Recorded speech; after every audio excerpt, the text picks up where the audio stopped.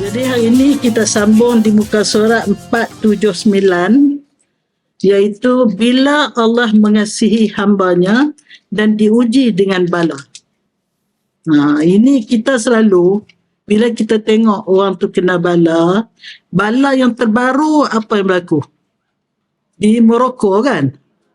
Di Morocco ataupun Maghribi, bala yang terbaru ialah Allah uji dengan gempa bumi yang luar biasa. Assalamualaikum warahmatullahi wabarakatuh. Bismillahirrahmanirrahim. Alhamdulillahirabbil alamin. Wassalatu wassalamu ala asyrafil anbiya'i wal mursalin wa ala alihi washabbihi ajma'in. Allahumma zidna 'ilman nafi'an warzuqna fahman la yazul. اللهم افتح لنا فتوح العارفين وفقهنا في الدين. اللهم أرنا الحق حقا وارزقنا اتباعه وأرنا الباطل باطلا وارزقنا اجتنابه. اللهم إنا على ذكرك وشكرك وحسن عبادتك والجهاد في سبيلك بأموالنا وأنفسنا يا رب. اللهم اجعل جمعنا هذا جمعا مرحوما وتفرقنا ببعده تفرقا معصوما. ربنا آتنا في الدنيا حسنة وفي الآخرة حسنة وقنا عذاب النار وقنا عذاب النار وقنا عذاب النار وادخلنا الجنة مع المقربين يا عزيز يا غفار يا رب العالمين. وصلى الله على سيدنا محمد وعلى آله وصحبه أجمعين. سبحان ربك رب العزة عما يصفون وسلام على المرسلين والحمد لله رب العالمين. تقبل الله منكم. Apa khabar kekasih-kekasih Allah semua? Semua ini sudah melalui jalan yang lebuh raya yang luas untuk sampai ke syurga. Ya, siapa yang turun daripada rumah menuju ke taman syurga, menuju ke majlis ilmu, dia sedang berada dalam jihad fi sabilillah sehingga ia balik ke rumahnya. Jadi sepanjang hadirat berada di majlis ilmu, sepanjang start daripada turun daripada rumah sampai balik ke rumah, detik-detik itu adalah detik-detik berjihad fi sabilillah. Kekalkanlah tabiat ini sehingga ke akhir hayat. Ya, insya-Allah. Jangan simpan 1000 alasan. Fikir 1000 cara, 1000 jalan untuk mencapai hasrat yang kita idamkan, insya-Allah. Tak boleh berjalan bertungkat. Tak boleh bertungkat berpimpin. Yang penting kita usaha sedaya upaya. Jadi hari ini kita sambung di muka surat 479, iaitu bila Allah mengasihi hambanya dan diuji dengan bala. Ini kita selalu, bila kita tengok orang tu kena bala, bala yang terbaru apa yang berlaku? Di Morocco kan? Di Morocco ataupun Maghribi, bala yang terbaru ialah Allah uji dengan gempa bumi yang luar biasa. Katanya 6 dekad. 6 dekad dia orang tak pernah menghadapi ujian ini. Pada hari Jumaat ya. Hari Jumaat berlaku. Jadi kita kena pandang dengan pandangan yang positif. Mungkin dia termasuk dalam hadis ini. Bila Allah nak seseorang itu termasuk dalam kumpulan yang Allah sayang, Allah uji dia. Macam kita lah, kalau nak naik pangkat, nak naik darjah, kena masuk ujian. Kalau tak mau masuk ujian, duduk darjah 1 lah sampai bila-bila. Jadi kena ujian kita daripada sekolah rendah, ambil SPM, naik sekolah rendah, naik sekolah menengah, ambil lagi, naik universiti pula, mula dapat bachelor, lepas tu dapat master, lepas tu dapat PhD, nak banyak lagi PhD, banyak ujian lagi. Jadi begitulah. Jadi sebab itu kalau orang ditimpa ujian, jangan kita pandang, banyak dosa tu. Pasal tu Allah uji dia. Kerana ada hadis mengatakan bila Allah sayang kepada seseorang, Allah uji dia. Sebab itu Rasulullah SAW sendiri bersabda bahawa kaum Nabi dan Rasul lah yang paling kuat ujian dia. Betul tak? Kalau Rasul demam, dia punya temperature dia tu lebih tinggi daripada orang lain sehingga disentuh kain-kain apa? Kain selimut dia pun terasa panas. Sampai selimutnya pun panas. Itulah. Jadi jangan kita pandang, oh dia ni banyak dosa ni. Diuji Allah. Saya tak ada dosa, sihat saja. Saya belum tentu. Okey. Jadi hari ini kita baca bila Allah mengasihi hambanya, diujinya dengan bala. Dimulakan dengan sepotong hadis Rasulullah SAW, "Idza ahabballahu 'abdan ibtalahu bi bala'in la dawa'alah." Bila Allah sayang pada seseorang, Allah uji dengan bala yang tidak ada ubat. Sebab itu Imam Syafi'i di akhir hayat dia, dia dapat satu penyakit yang penyakit buasir, yang darahnya tu sampai menitis. Tapi dia tetap pergi mengajar juga. Bila dia bangkit daripada mengajar tu macam orang dah tahan. Tapi dia pergi juga. Itu Imam Syafi'i. Jadi Allah uji. Tak tahulah adakah dia sampai meninggal dia diuji dengan sakit tu, wallahu alam. Kita balik cek lah tengok, ya. Jadi apabila Allah sayang kepada seseorang hamba, Allah balakan dia dengan bala yang tidak ada ubat. La dawa'a lahu. Dawa' ni maksud ubat. Sebab itu ada hadis likulli da'in dawa'. Ada kan? Pernah dengar kan? Setiap penyakit ada ubatnya, tapi untuk special dia diuji tanpa ubat, tidak ada ubat. Itu yang biasa saja, bila sakit ada ubat. Fa in sabara ishtabahu. Apabila dia sabar, Allah pilih dia. Allah angkat martabat dia. Wa in radiya istafahu. Kalau dia redha dengan ujian tadi, Allah istafa dia. Istabah ni makna lebih kurang. Allah pilih dia, Allah selain pada perkataan pilih, nak kata apa? Dan ni pun dia dua-dua dia terjemah pilih. Istabah pun pilih, istafa pun pilih. Sebab itu kita selalu sebut Rasul Al-Mustafa. Apa maksud Rasul Al-Mustafa? Nabi yang dipilih oleh Allah. Ya, betul. Orang nama Mustafa ni maknanya orang yang terpilih, ya, masya-Allah. Jadi itulah. Jadi maknanya kalau seseorang itu diuji dengan sakit yang lama, diuji dengan sesuatu ujian yang berat apa semua, dia kena fahamlah. Andainya berubat, tetapi tak sembuh-sembuh juga, itu Allah Ta'ala nak angkat martabat dia, Allah pilih dia, termasuk dalam pilihan Allah. Jadi bila ingat macam ni, dia redha lah kan. Dia dapat menghadapi dengan tenang ujian tersebut. Kemudian seterusnya, ma tajarra'a 'abdun jur'atan afdala 'indallahi min jar'ati ghaizin kazamaha ibtigha'an wajhalillah. Tiada ada apa ni? Kata pembaca kita. Okey. Tiada seorang hamba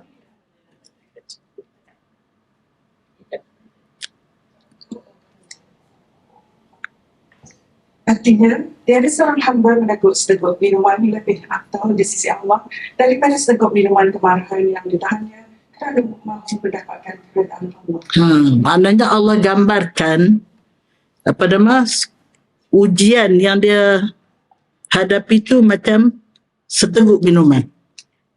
Jadi apabila dia sanggup menelan ujian itu, seperti dia sanggup menelan minuman tadi.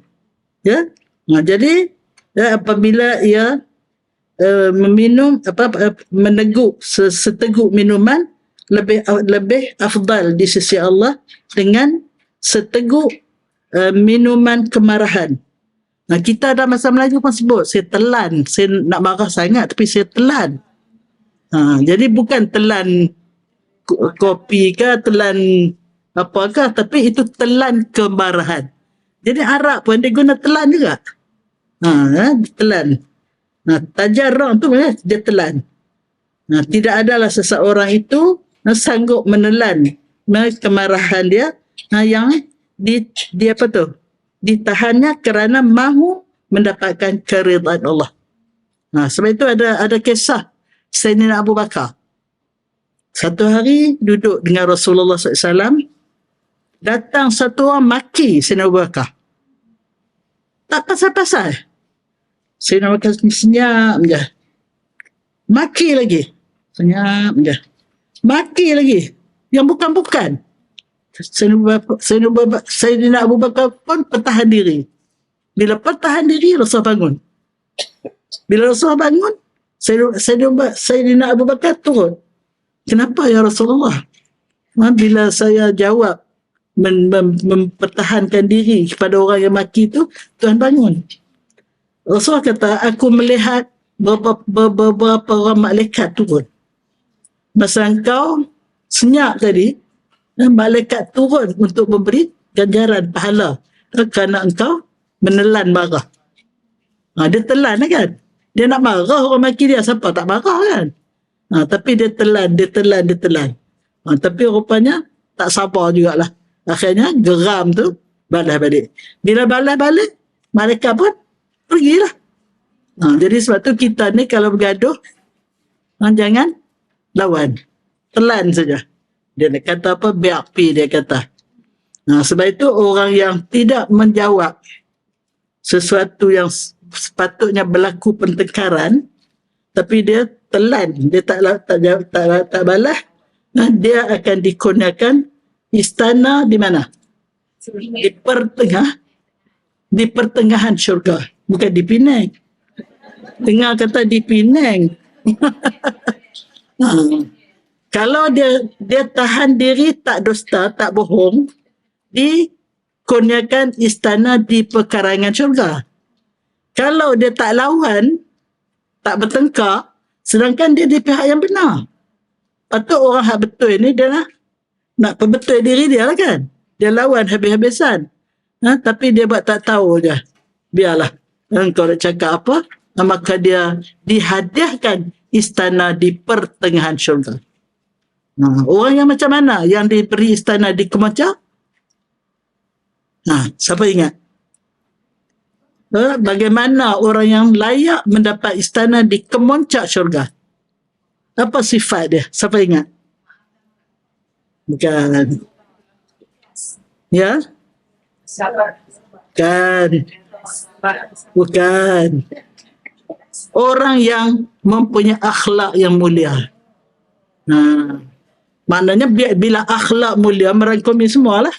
Redha, lunak, lemah lembut, kasih sayang, amanah dan segala sifat-sifat mulia tu, kalau dia usaha menghiaskan diri dia dengan akhlak yang mulia, dia akan dihadiahkan dengan istana di kemuncak syurga. Sebab itu kita doa selalu, Allahumma kama hassanta khalqi fahassin khuluqi. Ya Allah, sebagaimana engkau cantikkan wajahku, kejadianku, cantikkah kita? Cantik. Cantik kita, ada kaki, ada tangan, hidung pun cantik, semua cantik, Alhamdulillah. Jangan ada ubah-ubah. Allah buat ni cantik dah. Sebab itu salah satu daripada strategi Cik Tan ialah dia berusaha supaya kita tak puas hati dengan ciptaan Allah. Hidung tak cukup mancung, pergi plastik surgery, nak bagi mancung. Mata tak cukup luas, tak tahulah nak buat macam mana bagi mata luas. Tak tahulah. Jadi sebab itu kita kena ar-ridha bima yuqaddiruhu Allah. Dengan redha, kita kena redha dengan apa yang Allah takdirkan, kerana itulah yang terbaik untuk kita. Kita ni kalau mancung sangat hidung, dia jadi tak sesuai. Dia kena hidung macam ni je baru sesuai dengan diri kita. Jadi sebab itu kita kena redha dengan qada-qada Allah, ya. Itu. Jadi berhubung dengan menelan marah ni, ada satu ayat. Ayat ni dalam surah Ali Imran. Tapi kita kena baca daripada ayat 133 sampai 136, baru kita nampak dia punya apa? Flow dia tu. Jadi saya baca daripada 133 ya. A'udzubillahi minasyaitonirrajim. Wasari'u ila maghfiratin min rabbikum. Bersegeralah kamu kepada mendapat pengampunan dari Tuhan kamu. Wa jannatin, dan syurga, arduhas samatu wal ard. Ya, yang lebarnya selebar langit dan bumi. Jadi maknanya syurga yang disediakan untuk orang ini yang akan disebut nanti, syurga tu dia punya lebar tu selebar langit dan bumi. Campur bumi, susun langit yang 7 tu, lepas tu bumi lagi, selebar syurga itu. Kalau lebar selebar itu, panjang dia macam mana? Lebih lagi, kan? Lebar biasanya dia lebih pendek daripada panjang. Jadi Allah nak gambarkan syurga tu punya luas, Allah beri kepada orang yang akan diberi sifatnya ini, dia punya lebar pun susun 7 petala 7 langit campur dengan bumi pun, itu baru dapat lebar. Jadi maknanya begitu hebatlah syurga yang disediakan. Sebab itu, ya, ramai aku dapat masuk. Dah, untuk orang yang ada sifat ni. Bukan kongsi dengan orang. Yes. Untuk orang yang saya akan cerita apa sifatnya. Jadi kita mulakan Allah berceritakan dengan dia punya habuan dia punya reward dulu. Sekali lagi boleh nak cerita apa sifat orangnya dan melayakkan diri untuk dapat reward tadi. Jadi lebarnya selebar langit dan bumi. U'iddat lil muttaqin, telah pun disediakan untuk orang yang bertakwa. Jadi makna orang yang bertakwa disediakan syurga yang lebarnya selebar langit-langit dan bumi. Langit dia sebut banyak. Sama'un satu. Kalau samawat, langit. Kalau bumi satu je. Sebab tu yang langit dia sebut plural. Langit. Kalau bumi, singular. Satu. Tapi campur-campur semua tu, barulah jadi tempat tinggal yang dihadiahkan pada orang yang bertakwa. Lepas tu, siapa orang bertakwa? Allazina yunfiquna fis sarra wad dharra. Orang yang berinfak. Sama ada dalam masa dia senang. Ataupun dalam masa dia susah. Dia bagi setakat yang dia mampu. Kalau ada lebih, dia akan bagi lebih. Itu satu sifat. Yang kedua, wal kazimin al ghais. Orang yang menelan marah. Jadi, telan marah lah. Kalau rasa nak marah, telan. Siapa telan marah, awet, muda. Tak tua-tua dah. Pasal senyum sentiasa. Kena maki pun, senyum. Apatah lagi kau kena puji. Kena maki pun senyum. Jadi orang yang sanggup berbelanja, berinfak sama ada pada masa senang ataupun pada masa susah dan menelan marah. Jadi wal kazimin al ghaiza wal afin 'anil nas. Suka memberi kemaafan kepada manusia, pada orang lain. Sebab itu kita diajar kalau nak tidur tenang, sebelum tidur saya maafkan semua orang. Tapi dengan harapan orang lain pun maafkan kita. Kita pun banyak salah, kan? Tak kira lah ustaz ke, ustazah ke, selagi namanya manusia, ada saja salah dan silap, kita memaafkan orang tanpa diminta. Dan kita harap orang pun maafkan kita tanpa kita minta, supaya 0, 0, 0 sampai pada mahsyar 0, 0. Kita hari raya je 0, 0. 0, 0 hari raya tu menjadi ke tak tahulah. Wallahu alam. Jadi dia memaafkan orang. Wallahu yuhibbul muhsinin, dan Allah cinta, sayang kepada orang yang memperbaiki diri. Muhsin daripada hasuna. Hasuna baik. Muhsin memperbaiki diri. Wallazina idza fa'alu fahishatan aw zalamu anfusahum zakarullah fastaghfaru li dzunubihim. Orang yang apabila mereka melakukan benda yang tak baik, dia buat benda, dia fahishah ni dia benda yang bersangkut dengan hawa nafsu. Bila dia buat benda-benda yang berzina ke, dia melakukan benda-benda yang menyantuni nafsu dia, itu disebut fahishah. Jadi mereka ini apabila mereka melakukan perkara yang mengikut hawa nafsu, au zalamu anfusahum, selalu bila ada ayat menyebut buat kejahatan, dia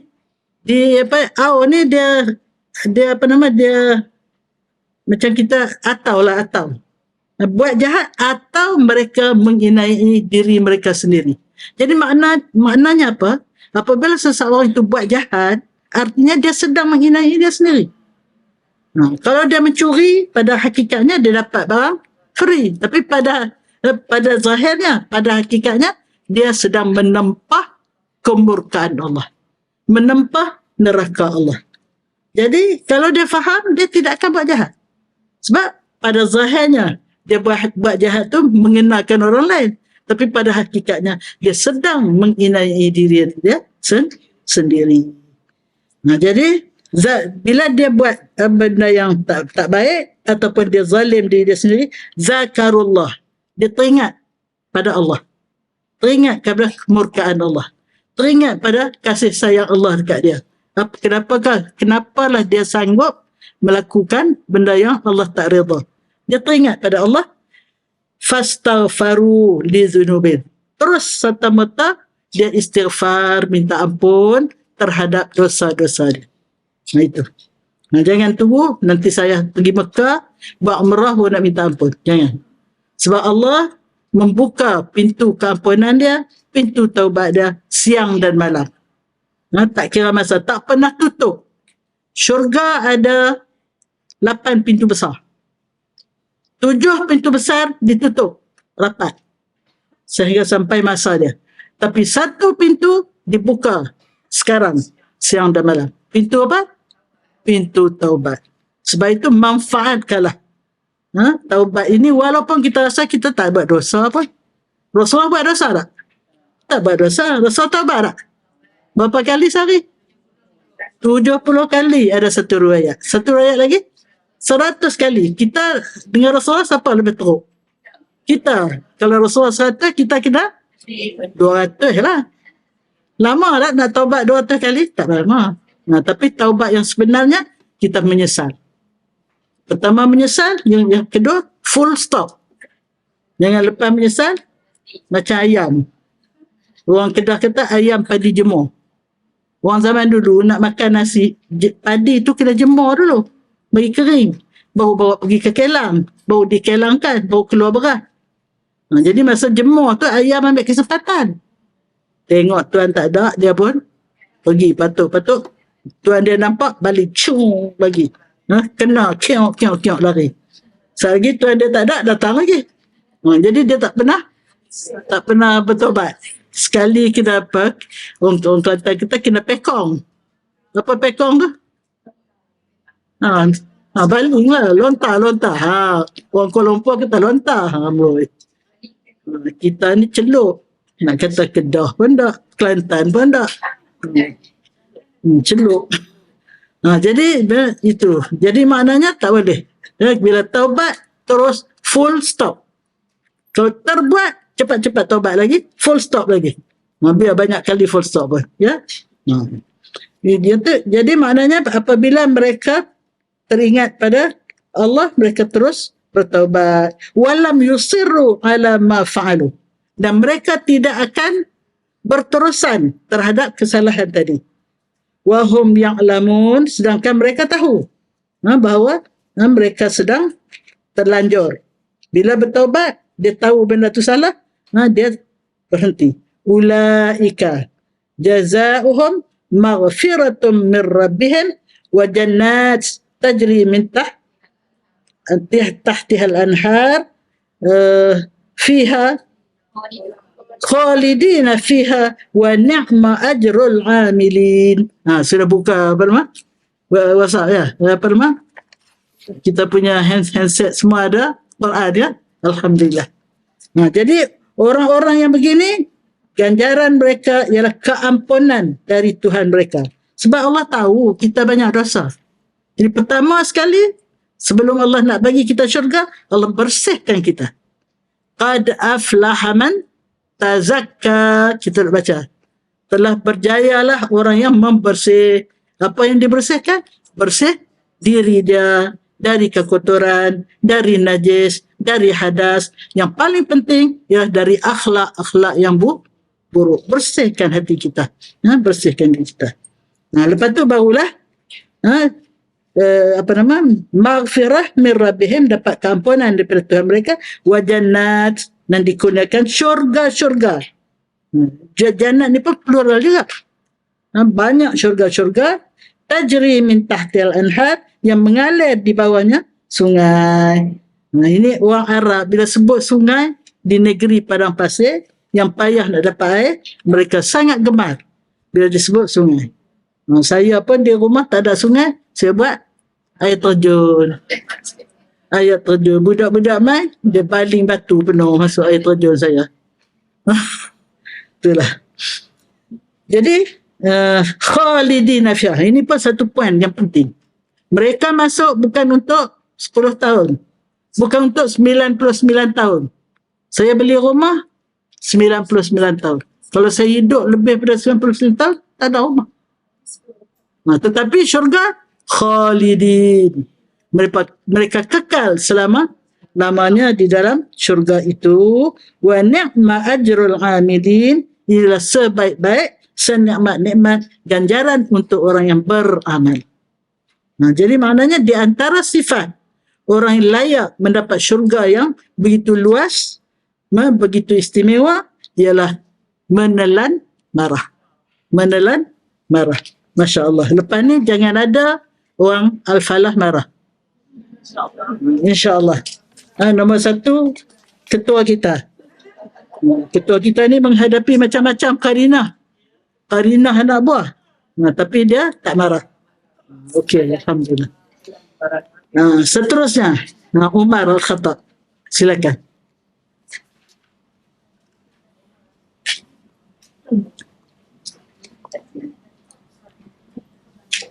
Artinya, sahabat itu satu daripada kesalahan-kesalahan Allah Ta'ala di bumi. Barang siapa memeliharinya, nescaya ia akan selamat, dan barang siapa mensia-siakannya, nescaya ia akan binasa di dalam neraka. Mungkin Al-Khattab radhiyallahu anhu berkata kepada seorang lelaki, jika engkau sabar dengan perbuatan Allah, engkau memperoleh pahala, dan jika engkau risah dengan perbuatan Allah, engkau akan mendapat dosa. Ini Sayyidina Umar menasihat ya. Kalau engkau sabar, engkau dapat pahala. Tapi kalau ujian tu engkau tak sabar pun, engkau dah kena dah. Betul tak? Kalau sakit, kita sabar dapat pahala. Kalau kita tak sabar pun, sakit-sakit juga. Cerdik tak? Dah lah sakit, pahala pun tak dapat. Kena marah pun tak. Jadi kena cerdik. Kalau kita diuji, kita sabar. Sabar tu kita ikhtiar. Bukan kita tak ikhtiar. Kita sabar, kita ikhtiar untuk menghilangkan ujian itu. Itu disuruh. Ya? Bukan disuruh kita serah bulat-bulat, tak. Ikhtiar tu pun dapat pahala juga. Jadi maknanya orang berilmu ni, apa keadaan pun dia dapat pahala. Dia sihat pun dia syukur.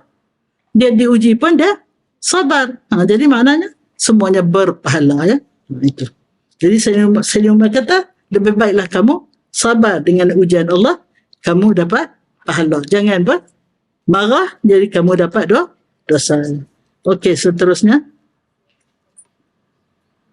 Ini Nabi SAW bersabda, Awhallahu ta'ala ila Musa bin Imran alaihi assalam, ya Musa, man lam yadda biqada'i wa lam yasbir ala bala'i wa lam yashkur ala na'ma'i falyakhruj min baini aradi wa sama'i wal yatlub lahu rabban siwa'i.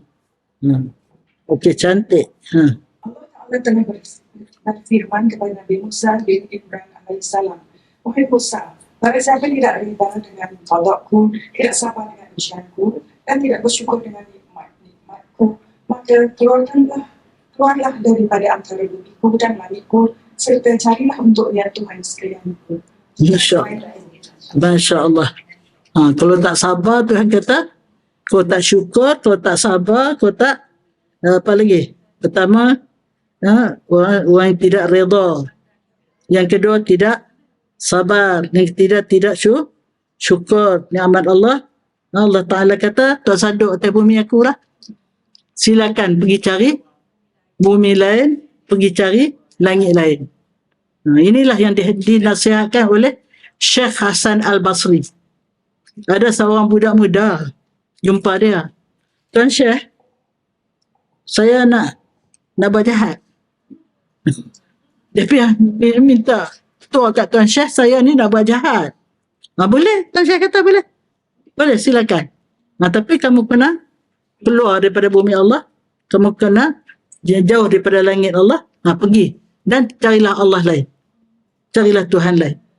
Itulah yang dinasihatkan oleh Syekh Hasan Al-Basri pada pemuda yang pergi minta nak buat jahat. Masya Allah. Itulah. Jadi maknanya, ini semua adalah, ini Nabi Musa, dia terus dapat bercakap dengan Allah tanpa perantaraan. Kan? Kalimullah. Musa kalimullah. Jadi sebab itu, Allah direct cakap dengan Nabi Musa. Dan sebenarnya, saya baru kemarin, saya mengajar di manakah? Banyak sangat percakapan Allah dengan Nabi Musa. Nanti saya bawa kitab tu. Banyak sangat yang dapat kita jadikan panduan dalam hidup kita. Dialog antara Allah dengan Nabi Musa AS. Nanti saya bawa. Sebab ilmu dalam kitab, tua-tua ni tak mau lekat. Baca habis. Ya Allah. Zaman dulu, yang hafal zaman dulu tu, sampailah ingat. Antaranya al-ilmu saydun wal kitabatu qayduh. Qayyid suyudaka bil hibalil wasiqah. Faham tak? Tak faham. Ilmu adalah buruan. Dan tulisan itu adalah pengikatnya. Ikatlah buruan kamu dengan ikatan yang kukuh. Ini yang pegang pen semua ni. Dia ikat ilmu yang dia dapat supaya dia balik boleh tengok balik. Yang tak pegang pen tu, dia tahan je. Tak tahulah. Dia masuk sini, dia keluar balik kah, dia masuk tak keluar kah, wallahualam. Sebab itu orang yang ada pen, ada kertas, ada buku, pahala dia lebih sikit daripada yang ada telinga aja.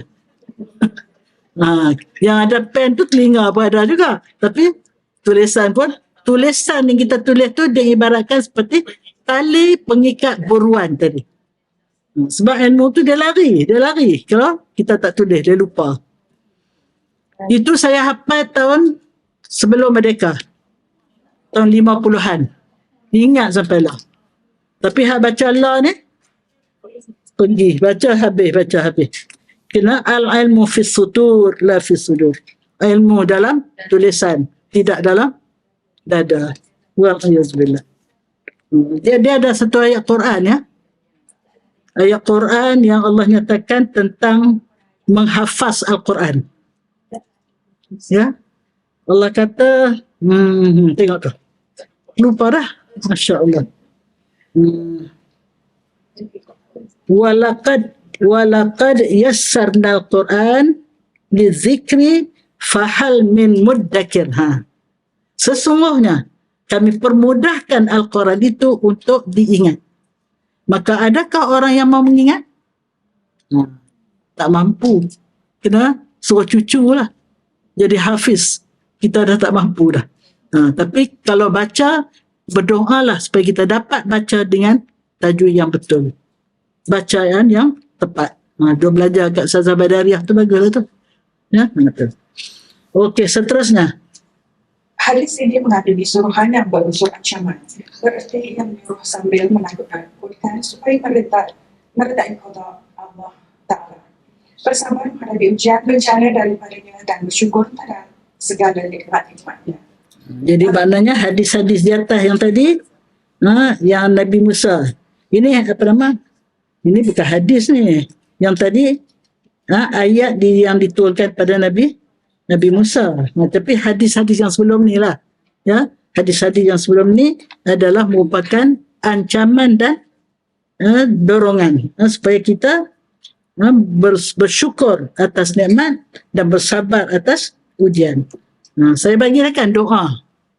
Allahumma ij'alni syakura waj'alni sabura waj'alni fi aini saghira waj'alni fi a'yunin nasi kabira. Bagi dah? Bagi dah, banyak kali dah bagi.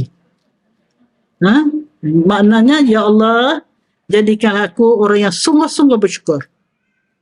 Jadikanlah aku orang yang sungguh-sungguh bersabar. Dan jadikanlah aku melihat diriku kecil.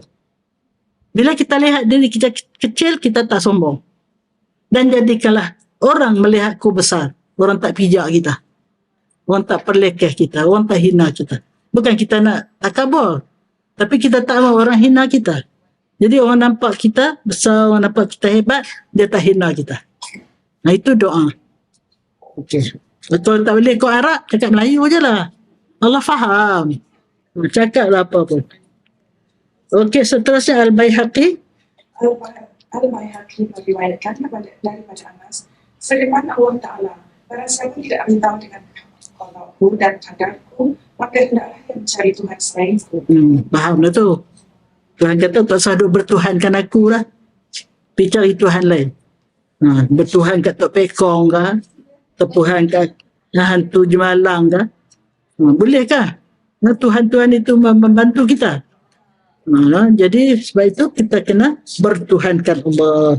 Raditu billahi rabban wa bil islami dinan wa bihammadin nabiyyan wa rasulah. Ya? Jadi kita redha Allah itu Tuhan kita, Islam itu agama kita, dan Rasul itu Rasul kita lah, ya, Rasul kita.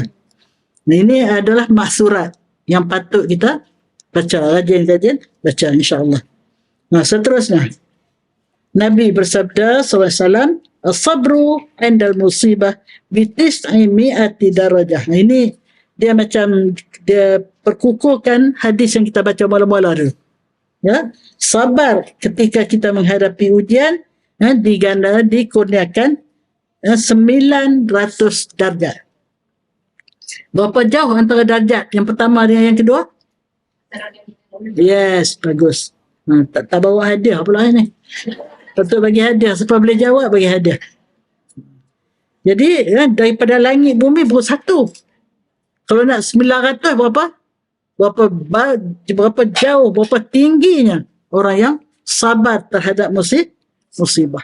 Jadi orang-orang yang ditimpa musibah, yang di tempat-tempat gempa bumi dan sebagainya, kalau mereka berilmu, mereka sabar, Masya Allah. Kita yang dengar ni pun gerun kan, apatah lagi orang yang mengalaminya, ya, Insya Allah. Dan saya pun sedang mengurus untuk buat kutipan untuk musibah tu lah, insya-Allah. Saya dengar ada satu lagi musibah berlaku, banjir besar di mana tu? Yang tu di Morocco, satu Libya ke? Di Libya katanya ada banjir besar. Di mana? Mina. Filipina. Oh, ada lagi. Bila tu bila? Kita di Filipina, kita sedang buat Masjid Salimah. Masjid Salimah di Filipina. Kita buat kecil-kecilan sajalah. Jadi sedang ni lah, dekat nak siap dah. Sepatutnya bulan 9 ni siap. Tak tahulah, tak tanya dia orang dah siap ke belum. Sebab orang Filipina, dia orang asal mereka Islam. Jadi bila kita bawa Islam pergi, mereka senang untuk memeluk Islam dan mereka memerlukan tempat untuk beribadat. Jadi secara kita lah yang lekeh-lekeh ni, kita buatlah. Ada Masjid Salimah di Filipina. Masya Allah. Jadi maknanya orang yang sabar terhadap musibah, dia diangkat darjat 900 darjat. Dia ada 3 kan? Kita belajar dulu. Pertama, sabar menjunjung perintah. Berapa darjat? 300. Yang kedua, sabar menjauhi larangan. Berapa darjat? 600 darjat. Yang ketiga, sabar menghadapi musibah 900 darjat. Masya Allah. Jadi kalau ketiga-tiganya kita lakukan, berapa ratus tu? 3 campur 6 campur 9. Berapa? Mana cikgu matematik? Berapa? 18. 18,000. Bukan 18. Dia berapa zero tu? Dia banyak zero tu. Zero tu kena ambil balik. Sampai berapa? 1,800 darjat. Kalau 1 darjat antara bumi dengan langit, tak tahulah berapa tinggi. Dan jangan susah hati. Di akhirat besok, tidak ada sud. Alam Allah tidak ada sud. Tak ada. Ni, bukan tiang ni. Tak ada kesudahan. Makin tinggi, makin luas. Jadi jangan, macam mana ni sampai 1,800 darjat. 1 darjat antara bumi dengan langit. Tak sampai ke mana?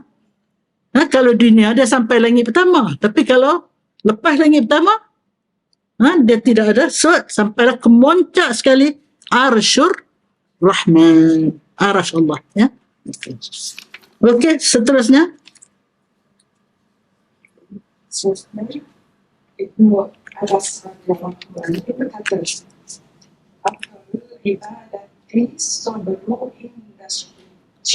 afdalul ibadati as-sabru 'inda syiddah. Seafdal, sebaik-baik, semulia, setinggi-tinggi. Di sini dia tengah ibadat yang lebih afdal. Afdal je kat Arab tu.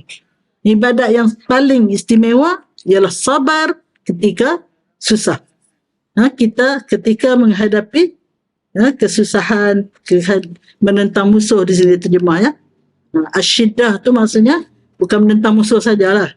Kita menghadapi apa-apa kesusahan pun, bila kita sabar, itulah ibadat yang paling tinggi. Sebab itu Allah tak sebut sembahyang kamu dapat syurga sekian. Tapi kalau sabar, as-sabru sawabul jannah. Sabar ganjaran dia ya syurga. Karena sabar tu sangat istimewa.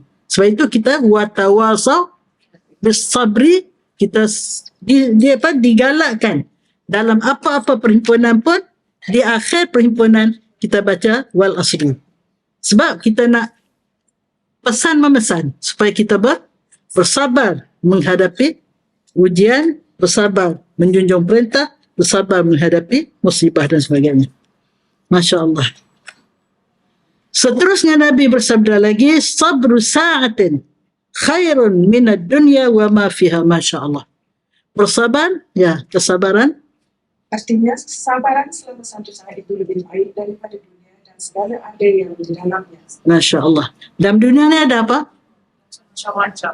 Segala macam. Ada kereta, ada kapal terbang, ada apa lagi? Bangunan-bangunan hebat, ada emas, ada perak.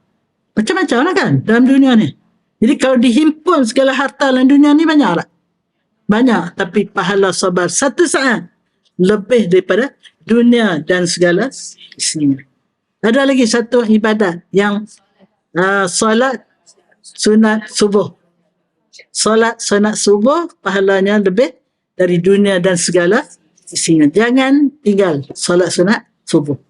Tapi kalau lah tu imam dah solat, kita baru sampai, nak buat macam mana? Boleh tak kita solat lepas tu? Boleh ya. Dan tak perlu qada pun. Sebut saja. Saja ku sembahyang sunat sebelum subuh kerana Allah. Dia bukan mesti kena sebelum subuh. Tapi kita buat tu sunat. Nama dia sunat qabliyah subuh. Ya. Okey, seterusnya. Sayyidina Ali radhiyallahu anhu berkata, As-sabru martiyatun la takbu wa sayfun la yanbu. artinya sabar itu merupakan suatu kerjaan yang tidak akan lebah dan sebilah pedang tajam yang tidak akan tumpul. Bermaksud, orang yang sabar itu tidak sama sekali merasa rugi oleh kerana balasan-balasan yang mulia yang telah disediakan Allah buatnya. Masya Allah. Itulah. Ini Sayyidina Ali ni, seorang yang mempunyai ilmu yang sangat hebat dan mempunyai kata-kata yang sangat cantik. Ya, dia punya sajak, dia punya rima macam sangat cantik ya. Sebab itu bila dia menghuraikan apa itu takwa, sangat cantik. Takwa dia tak al-khawf minal jalil wal amal bit tanzil wal isti'dad li yaumir rahil wal ridha bil qalil. Itu takwa. Cantik kan? Lam akhir. Apa mana? Al-khawf minal jalil.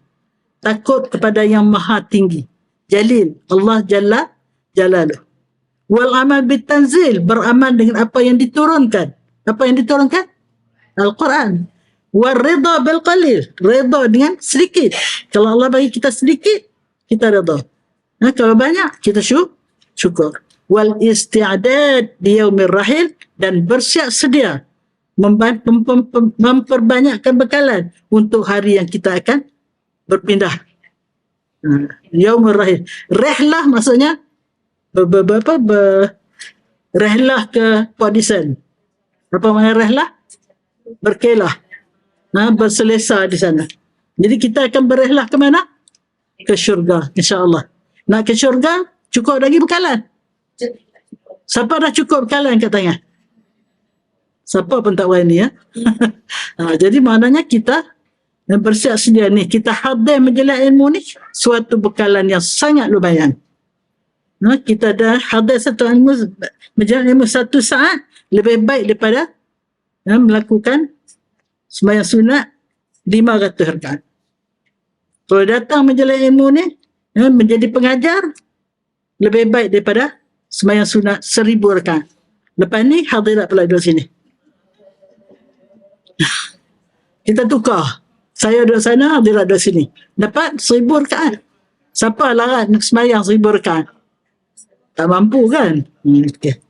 Jadi kita berhenti takat ni dulu.